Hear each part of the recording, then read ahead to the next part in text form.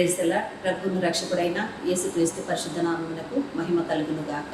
మీ అందరికీ కూడా praise the lord అండి. దేవుడు ఈరోజు మనతో మాట్లాడబోతున్నటువంటి వాక్యం అందుకొని ఆ మహోన్నతుని కనపరుస్తూ మనం ముందుకెళదామండి. ఆ వాక్యము ఆదికాండము 35వ అధ్యాయము 5వ వచనంలో, వారు ప్రయాణమైపోయినప్పుడు దేవుని భయము వారి చుట్టూన్న పట్టణముల మీద ఉండెను కనుక వారు యాకోబు కుమారులను తరుమలేదు అని దేవుడు ఈరోజు మనతో మాట్లాడుతున్నాడండి. ఆయన సెలవిస్తున్న మాట ఇక్కడ యాకోబుతో మాట్లాడుతూ దేవుడు సెలవిస్తున్నాడు. ఆదికాండము 35వ అధ్యాయము 5వ వచనం ద్వారా మనతో మాట్లాడుతున్నాడు.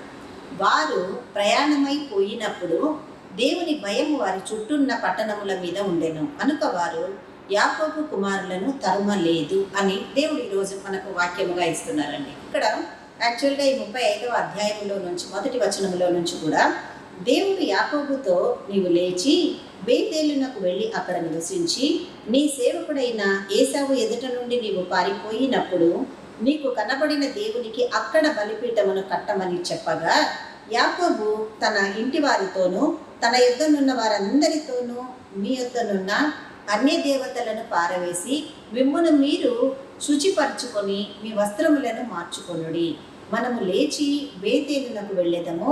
నా శ్రమ దినమున నాకు ఉత్తరం ఇచ్చిన నేను వెళ్ళిన మార్గమున నాకు తోడై ఉండిన దేవునికి బలిపీఠమును అక్కడ కట్టేదనని చెప్పాను. వారు తమ యొద్దనున్న అన్య దేవతలనన్నిటినీ తమ చెవులనున్న పోగులను యాకోబునకు అప్పగింపగా, యాకోబు షెకెము దగ్గరనున్న మస్తకి వృక్షము కింద వాటిని దాచిపెట్టెను. వారు ప్రయాణమైపోయినప్పుడు దేవుని భయము వారి చుట్టూ ఉన్న పట్టణముల మీద ఉండెను కనుక వారు యాకోబు కుమారులను తరమలేదు అని చదవబడినటువంటి వాక్యములో ఉందండి. దేవుడు చదవబడిన వాక్యంలో ఇంతసేపు దేవుడు ఏం మాట్లాడాడో మనకు తెలిసింది కదండి. ఉన్నటువంటి సందర్భం ఏమై ఉంది?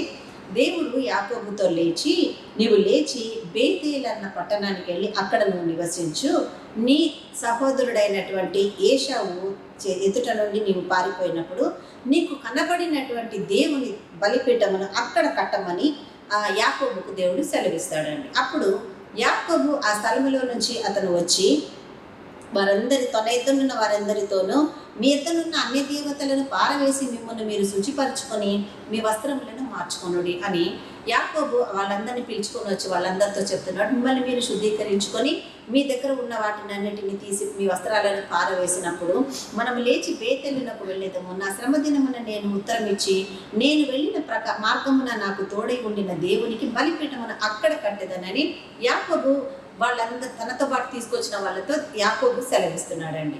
సెలవిచ్చి అక్కడికి వచ్చిన తర్వాత వారు తమ యొద్దనున్న అన్య దేవతలనన్నిటినీ తమ చెవుల పోగులను యాకోబునకు అప్పగింపగా, యాకోబు షెకెము దగ్గరనున్న మస్తకి వృక్షము క్రింద వాటిని దాచిపెట్టెను. వారు ప్రయాణమైపోయినప్పుడు దేవుని భయము వారి చుట్టూన్న పట్టణముల మీద ఉండెను కనుక వారు యాకోబు కుమారులను తరమలేదు. ఎప్పుడైతే ఇక్కడ ముఖ్యంగా గమనించాల్సింది ఏమై ఉందంటే, యాకోబుతో దేవుడు మాట్లాడి ఒక పని చేయమని చెప్తున్నాడు. అక్కడ నుంచి బయలుదేరమంటున్నాడు. యాకోబు అతను వచ్చేస్తున్నాడండి.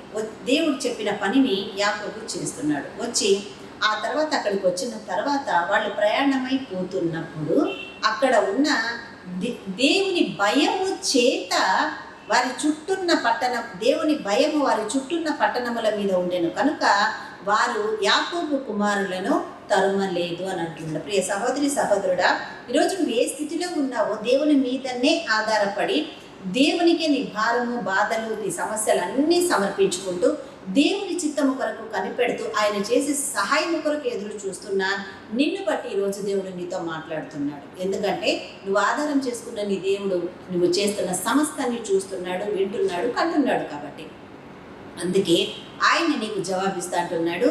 నీ పట్ల ఈరోజు నువ్వు ఎక్కడికి వెళ్ళినా నువ్వు అడుగుతున్న దానిలో దేవుడు నీకు న్యాయం తీర్చడానికి, సహాయం చేయడానికి నిన్ను దేవుడు సిద్ధపరచుకుంటున్నాడు. కాబట్టి నువ్వు వెళ్ళి చేయబోతున్న ఆ కార్యములో లేవమనగానే, నడవమనగానే నీవు దేవుని చిత్త ప్రకారం నడిచిన నీ యొక్క పనిని బట్టి దేవుడు ఇప్పుడు కదిలి నీకు కార్యం చేయబోతున్నాడు. అందుకే దేవుడు నడవమన్న దిశగా నువ్వు నడిచిన మరుక్షణమున ప్రార్థనలో కానీ, విశ్వాసములో కానీ, నిన్ను నీవు బలపరుచుకుంటూ దేవుడి చిత్త ప్రకారం నీవు నడిచిన క్షణమున నీవు ఎదుర్కొంటున్న సమస్యలో నువ్వు కావాలనుకుంటున్న ఆశీర్వాదంను నీకు ఇవ్వడానికి దేవుడు ఈరోజు నీతో మాట్లాడుతూ దేవుడు కలుగజేసిన భయము అక్కడ ఉండగా దేవుడు ఏమంటున్నాడు, అతనితో వాళ్ళతో మాట్లాడుతూ వారు ప్రయాణమైపోయినప్పుడు దేవుని భయం వారి చుట్టూన్న పట్టణముల మీద ఉండేను కనుక వారు యాకోబు కుమారులను తరుమలేదు అని అంటున్నాడు. కాబట్టి ఈరోజు ఎవరైతే శత్రువులు ఉన్నారో, ఏ ప్రాంతంలోని వారైతే నీకు విరోధముగా ఉన్నారో,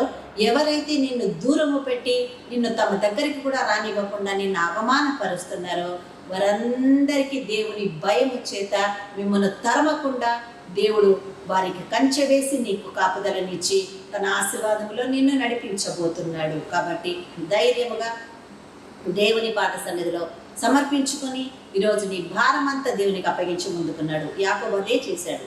దేవుడు అతనితో మాట్లాడి నీవు లేచి బయలుదేరాలని అన్నప్పుడు వెంటనే నడిపించబడ్డాడు. అక్కడ అబ్రహాముతో మాట్లాడిన దేవుడు కూడా నీవు లేచి నీ తండ్రి ఇంటి నుంచి, నీ బంధువుల ఇంటి నుంచి, నీ దేశం నుంచి నీవు విడిచిపెట్టి వెళ్ళమని అన్నప్పుడు అతను వచ్చిన దిశగా దేవుడు అతని పట్ల ఇచ్చిన ప్రతి వాగ్దానాన్ని నెరవేర్చాడు. ఇక్కడ యాకోబుతో కూడా దేవుడు అదే చెప్పాడు, నడవమని చెప్పాడు. అతను అక్కడి నుంచి వచ్చిన తర్వాత ఎక్కడైతే అతను చేర్చవలసిన స్థలానికి వచ్చాడో ఆ పట్టణములన్నిటి మీద యెహోవా భయమును దేవుడు కలుగు చేయగా ఏమైపోయారండి, దేవుని భయము వారి చుట్టూన్న పట్టణముల మీద ఉండేను. అంటే దేవుడు వీరికి తోడై ఉన్నాడు. వీరు దేవుని చేత ఎన్నుకోబడిన బిడ్డలు, దేవుడి చేత పిలువబడిన బిడ్డలు, వీరు దేవుని ఆధీనములో ఉన్నవారు, వీరు నీ దేవుడు స్వాధీనపరచుకొని ఉన్నాడు అని ఎవరైతే నిన్ను బాధిస్తూ కృంగదీస్తూ నిన్ను బలహీనపరుస్తున్నారో వారందరికీ దేవుని భయమును కలుగజేసి దేవుడు వారిని పారిపోయే విధంగా చేసి ఆశీర్వదించి నిన్ను బలపరచలేవనెత్తుకోబోతున్నాడు. ఇటు కృప ఈ వాక్యము ద్వారా దేవుడు నీకు అనుగ్రహించి మహిమ పొందును గాక. ఆమేన్, ఆమేన్, ఆమేన్. ప్రార్థన చేసుకుందాం. హల్లెలూయా, హల్లెలూయా. స్తోత్రం, స్తోత్రం, స్తోత్రం, స్తోత్రం. దేవా మీకే వందనాలు, స్తుతులు చెల్లిస్తున్నాను. నా తండ్రి మీకే కృతజ్ఞతలు ప్రభా. మమ్మల్ని మికిలిగా ప్రేమించి ఆదరించిన గొప్ప దేవా నీకు వందనాలు తండ్రి. నీ కృపలో మమ్మల్ని లేవనెత్తుకుని ఇచ్చిన మంచి వాక్యములు బట్టి మీకు స్తోత్రములు తండ్రి. ఇచ్చిన ఈ వాక్యాన్ని మాలో నీరు కట్టి ఫలింపు చేసి వాక్యానుసారంగా ధైర్యము తెచ్చుకొని మిమ్మల్ని మహిమపరచ కృప మాకు దయచేయండి యేసయ్యా. నా దేవానికి వందనాలు తండ్రి. ప్రపంచ దేశాల మీదికి మీ హస్తంలో నడిపించి శాంతి సమాధానముల చేత నింపమని ప్రార్థిస్తున్నాము మా తండ్రి. దైవజనులను జ్ఞాపకం చేసుకోనండి, సువార్థికులను, సేవకులను ప్రభా అయా మిషనరీస్ని మీరు జ్ఞాపకం చేసుకొని వారి సేవలను అభివృద్ధి పరిచి ఆశీర్వదించండి, పరిచర్యలను దీవించమని ప్రార్థిస్తున్నాము నా యేసయ్య. దేవానికి వందనాలు. ఎవరికైతే వివాహము కాలేదని ప్రభా మొరపెట్టుకుంటూ నీ పాద సన్నిధిలో దివారాత్రములు కన్నీటితో మొరపెడుతున్నారో వారికి అందరికీ వివాహ జీవితాలను దయచేయండి అయ్యా. నా దేవ వివాహాలకు కావాల్సిన సర్వము సకలము మీరు సమృద్ధిగా కుమ్మరించమని ప్రార్థిస్తున్నాను నా తండ్రి.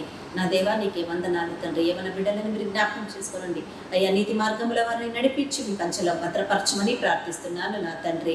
నా దేవా చిన్న బిడ్డలను, వృద్ధులను మీరు జ్ఞాపకం చేసుకొని ప్రభా వారిని ఆశీర్వదించి లేవనెత్తండి నా తండ్రి. మీకే వందనాలు. శాంతి సమాధానముల చేత నింపి దీవించండి నాయన.